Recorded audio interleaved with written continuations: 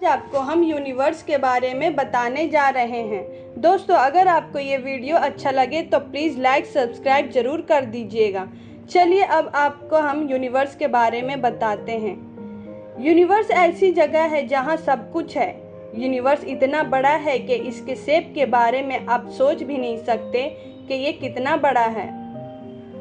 Universe इतना बड़ा है कि हमें बार बार इसके बारे में नई जानकारी मिलती रहती है। इतनी ही नहीं, पुरानी धारणाएं टूटने का सिलसिला भी कम नहीं है। जल्द में ही हुए एक रिसर्च से पता चला है कि यूनिवर्स में अब तक जमीन की जो पोजीशन सोची या समझी गई थी वह गलत थी। इस रिसर्च में रिसर्चर ने जब हमारी गैलेक्सी मिल्की वे का नया मैप बनाया तब उन्हें पता चला कि हमारे सौरमंडल की जगह कुछ और ही है। मिल्की वे स्पाइरल आकाशगंगा का एक प्रकार है जिसके अंदर हमारा सौरमंडल है। जब आप रात के टाइम आसमान की तरफ देखते हैं तब आपको सफ़ेद रंग का चमकदार रोशनी दिखती है, जो कि ये हमारा ये मिल्की वे है।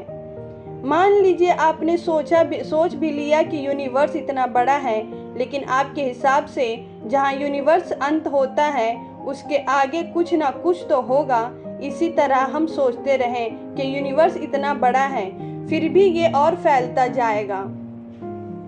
बहुत सारे तारों की मौजूदगी होने की वजह से यह इतना चमकीला और सफ़ेद दिखाई देता है कि मिल्की वे में 200 बिलियन से भी ज़्यादा तारे हैं। मिल्की वे में जो तारे पाए गए हैं वो हमारे सूर्य से भी कई बिलियन साल पुराने हैं। यह एक बड़े से भावर के शेप में है जो 200 मिलियन सालों में एक बार चक्कर लगाता है। यह इतना बड़ा है कि इसके एक कोने से दूसरे कोने तक जाने में 1 लाख साल लग जाएगा। वहाँ घने गैस और धूल के बादल होने के वजह से उसको देख पाना बहुत कठिन है। इस वजह से इसके केंद्र के दूसरी ओर देखना भी बहुत कठिन है। हमारी गैलेक्सी का catalogue publication of the astronomical society of Japan में पब्लिश हुआ है। हमारा सौरमंडल अब हमारी गैलेक्सी के केंद्र में मौजूद ब्लैक होल के ज़्यादा पास में ही है। लेकिन हमारा सौरमंडल सैजिटेरियस ए के अंदर की तरफ नहीं जा रहा है, इसीलिए इसमें टेंशन लेने वाली कुछ बात नहीं है और इस बात से किसी तरह का नुकसान नहीं है। इतना ही नहीं, मिल्की वे के मैप में थोड़ा सा ही सुधार हुआ है और हमारी पोजीशन और सटीकता बताई गई है। हालांकि मिल्की वे का सटीक नक्शा बनाने यह सबसे बड़ा कठिन है। इतना ही नहीं, इससे हमारी अंतरिक्ष को सबसे अच्छे समझने में समस्या आ रही थी। 2 आयामी स्तर पर अंतरिक्ष के बारे में तारों और दूसरे पिंडों के नक्शा बनाना आसान है, लेकिन इन पिंडों के बीच की दूरी का अनुमान लगाना आसान नहीं है। इन पिंडों के बीच जो दूरी होता है उनका पता करना बहुत ज़रूरी होता है। इससे हमें पिंडों के जो अंदर की चमक है उसका सही अनुमान लगाने में मदद मिलती है। इसका एक बढ़िया एग्जाम्पल है विशाल लाल तारा बेटेलियस है, जो पिछले मापनों की तुलना में पृथ्वी से ज़्यादा पास निकला।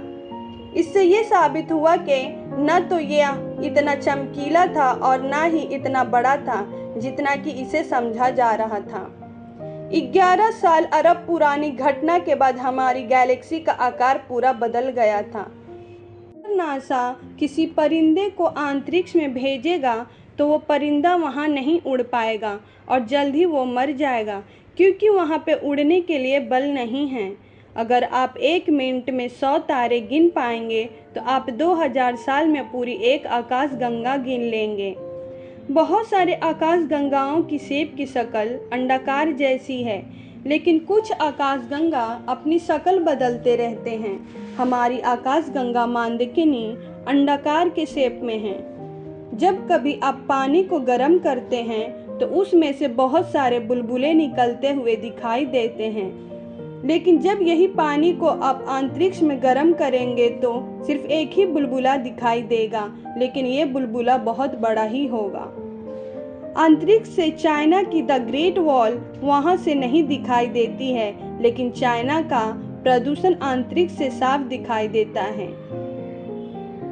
धनु बौनी आकाशगंगा का खोज 1994 में हुआ था और ये आकाशगंगा हमारी पृथ्वी से 70,000 लाइट ईयर दूर है। हमारी आकाशगंगा का नाम मंदाकिनी है। जो हमारा सौरमंडल है ये इसी आकाशगंगा में है। आकाशगंगा को ग्रीक लैंग्वेज में दूध कहा जाता है। अगर जब आप दूरबीन से आकाशगंगा को देखेंगे तो ये पूरा सफ़ेद दूध की तरह चमकते दिखेगा, इसीलिए इसका नाम मिल्की वे रखा गया है। क्या आपको श्याम पदार्थ के बारे में पता है? ये हमारे यूनिवर्स में पाया गया है, लेकिन ये ऐसा पदार्थ है जो दिखाई नहीं देता है, इसे सिर्फ महसूस किया गया है, इसीलिए इसका नाम श्याम पदार्थ रखा गया है। फ्रेंड्स, आपको ये वीडियो अच्छा लगे तो प्लीज़ लाइक सब्सक्राइब ज़रूर कर दीजिएगा।